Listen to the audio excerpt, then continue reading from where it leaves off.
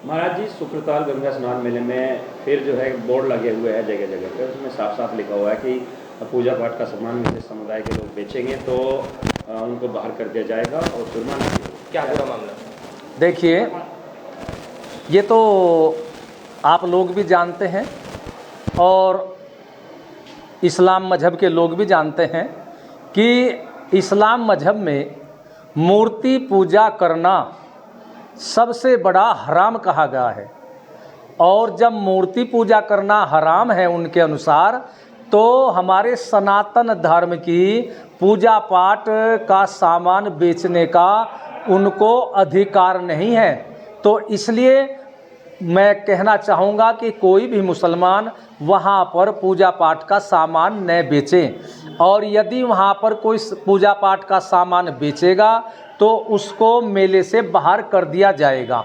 और इसके साथ में हमने एक और बात रखी है कि मेले के अंदर जो भी खान पान की दुकानें हैं, दुकानदार मोटे अक्षरों में उस पर अपना नाम लिखेगा। और मेले के अंदर इस तरह का कोई खुराफात न हो, उसका ये भी है। तो इसलिए मैं मुसलमानों से कहना चाहूँगा कि मुसलमान वहाँ पर किसी भी प्रकार की दुकान न लगाए, ये अच्छा ही रहेगा। क्योंकि मेला तो सनातन धर्म के लोगों का है और मेले में सभी लोग पूजा पाठ करते हैं, गंगा स्नान करते हैं। और मूर्ति पूजा करना, गंगा स्नान करना दोनों ही मुसलमानों के इस्लाम मजहब में हराम है। तो फिर भी ये लोग वहाँ जा कर के क्यों गड़बड़ करते हैं? महाराज जी, किसी प्रशासनिक अधिकारी से बात की इस मुद्दे को लेकर? देखिए, किसी भी प्रशासनिक अधिकारी से हमारी कोई वार्ता नहीं हुई, क्योंकि ये तो हमारा सनातन धर्म का है, हमारी आस्था का प्रश्न है। यदि कोई हमारी आस्था के साथ में खिलवाड़ करेगा तो सनातन धर्म का बच्चा बिल्कुल भी बर्दाश्त नहीं करेगा।